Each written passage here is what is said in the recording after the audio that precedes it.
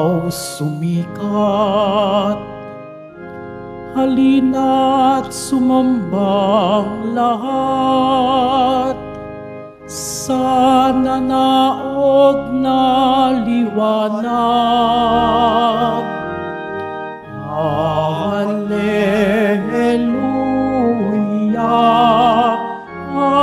Hallelujah, Hallelujah, Hallelujah.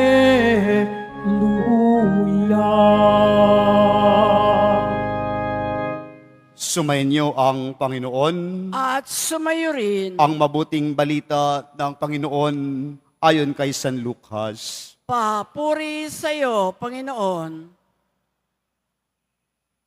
Noong panong iyon, naroon sa templo ang isang propetang babae na ang pangalan ay Ana, anak ni Panuel na mula sa lipi ni Aser. Siya'y napakatanda na, 7 taon lamang silang nagsama ng kanyang asawa nang siya'y nabalo. At ngayon, 84 na taon na siya. Lagi siyang sa templo at araw-gabi sumasamba sa Diyos sa pamamagitan ng pag-aayuno at pananalangin. Lumapit siya ng oras ding iyon at nagpasalamat sa Diyos. Nagsalita rin siya tungkol kay Jesus sa lahat na naghihintay sa pagpapalaya ng Diyos sa Jerusalem. Nang maisagawa na ng mga magulang ni Jesus ang lahat ng bagay ayon sa kautusan, bumalik na sila sa kanilang bayan sa Nazaret, Galilea. Ang batang si Jesus ay lumaking malakas, marunong at kalugod-lugod sa paningin ng Diyos. Mga kapatid, ang mabuting balita ng Panginoon. Pinupuri ka namin, Panginoong Heso Kristo. Magsiupo muna po ang lahat. Isang magandang hapon po sa ating lahat. Maganda nga po. Palapakan po natin ang ating pong Jesus Nazareno. Mga minamahal na kapatid, sa pagpapatuloy po natin ang ating pagdiriwang sa panahon ng Kapaskuhan, tayo po ngayon ay nasa ika-6 na araw na ng Oktaba ng panahong itong ibinigay sa atin ng ating Panginoon, na patuloy na tinatanggap nating lahat ang mga biyaya ngayong Kapaskuhan. Mga minamahal na kapatid, pinapatunayan ng lubos ng Panginoon ang kanyang pagbibigay ng pag-ibig, pag-asa at panampalataya sa bawat isa sa atin. Ito ang hinahangad sa atin ngayon. Makita sa atin ang tunay na buhay na pag-asa, pag-ibig, dala ng ating pananampalataya sa ating buhay, araw-araw, paglalakbay. Kaya mga minamahal na kapatid, ngayong araw na ito, 2 araw na lang. Simula ngayon, bukas, at makalawa, bagong taon na. Lahat po tayo nabibiyayaan ng ating Panginoon. At tayo ngayon ay sama-sama nagpapasalamat dahil lubos ang pagpapakilala ng ating Panginoon.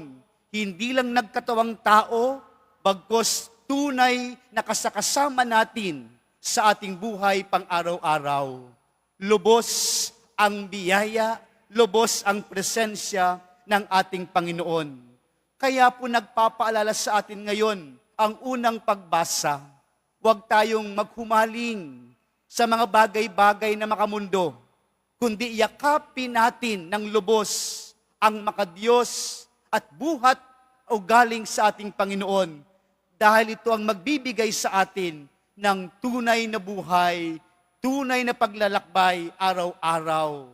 Mga minamahal na kapatid, pinapalahanan tayo ni Apostol San Juan upang tayo manatili sa ating paglalakbay kasama ang diwa ng buhay na Panginoon at ibinigay sa ating manliligtas at manunubos upang tayo'y maging tunay sa ating buhay pananampalatayang may katapatan. Mga minamahal na kapatid, Araw-araw, tayo'y dumadaan. Tatapos na po ang taon. Dumagdag ang ating mga edad. Marami tayong naranasan o karanasan na magpapanatili at magpapaalala at ang iba na may hindi ka nais-nais. Ngunit binibigyan tayo ngayon ng Panginoon, manatili tayo sa Kanya. Manatili tayo sa ating Panginoon. Ito po ang ipinapahayag sa atin ngayon ng ating Ebanghelyo. Ang tagpong ito na si Propeta Ana ay nandoon sa templo. 7 taon lamang silang nagsama ng kanyang asawa at ngayon 84 years old na siya, matanda na siya, nandun pa rin sa loob ng templo, nag-aayuno at nananalangin upang makita ang manunubos na ipinangako ng Diyos. Tunay ngang nakita ni Ana ang kanyang hinihiling at hinahangad sa kanyang buhay. Mga minamahal na kapatid, ang halimbawa ni Propeta Ana ay nagbibigay din sa atin ng paalala. Manatili tayo sa ating Panginoon. Anumang hirap, anuman ang ating nararanasan sa ating buhay, manatili tayo sa Kanya. At ito ang ibinibigay sa atin ngayon, na kung saan sa pananatili natin, dito nagkakaroon ng tunay, ng diwa, ng ating pag-asa na ibinibigay sa atin ng ating Panginoon. Mga minamahal na kapatid, minsan sa paglalakbay natin, minsan po tayo nawawalan o nangihina ang ating panampalataya o pag-asa o pagmamahal sa ating Panginoon. Ngunit, mga minamahal na kapatid, kung yan ay lubusang mangyari sa ating mga buhay, tuluyan din tayong mawawala sa landas ng ating buhay. Ngunit, mga minamahal na kapatid, ang unang paalala sa atin ngayon, manatili tayo tulad ni Propeta Ana upang makita natin ang ating Panginoon sa araw-araw nating buhay. Tunay nating matatagpuan ang pag-asa, ang lubos na pag-ibig at magiging tunay ang ating panampalataya sa pagsasabuhay nito sa buhay natin araw-araw. Kaya mga kapatid, ito ay binibigay sa atin ng ating Panginoon. At ang pangalawa, sa katangian ni Propeta Ana, ay siya may katandaan na. Katandaan. Ngunit sa kanyang pagkatanda, mga minamahal na kapatid, ay may bunga ng kabanalan. Ito po ang hinahangad sa atin ng ating Panginoon sa pangalawang punto ng ating Ebanghelyo ngayon. Tanggapin po natin sa buhay natin. Tumatanda po tayo taon-taon. Pero ang pagkatandang itong ibinibigay na pagkakataon o biyaya ng Diyos sa atin, magbunga nawa ng kabanalan. Iyan ang hinahangad sa atin ng ating Panginoon. Tumatanda, dala-dala ang tunay na pag-asa, tumatanda, taglay ang buhay na pag-ibig, at lumalagong pananampalataya. At yan ang kabanalan ng totoong buhay naglalakbay dito sa mundong ibabaw. Mga minamahal na kapatid, ang pangatlo ang pagkilala sa Diyos.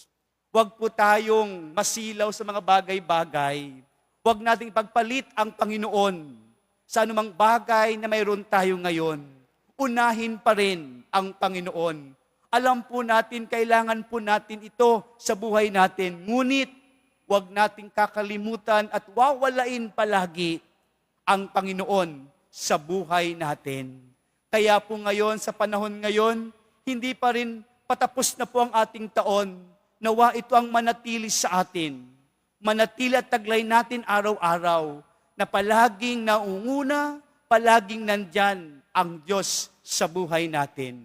Kaya po ngayon, sa ating pagdiriwang, ipinapaalala sa atin ngayon, manatili tayo sa Panginoon. Manatili tayo sa Diyos. May pag-asa diyan, may pag-ibig na buhay, at pagyayabungin ang ating pananampalataya. At ang pangalawa, tumatanda tayo. Sana ang ating pagkatanda ay hindi parang nagkukunwari lamang, kundi nakaugat sa buhay na pananatili natin sa Panginoon na may pag-asa, may pag-ibig at pananampalataya at tunay nating makilala at mapakilala ang Diyos sa buhay natin araw-araw. Amen.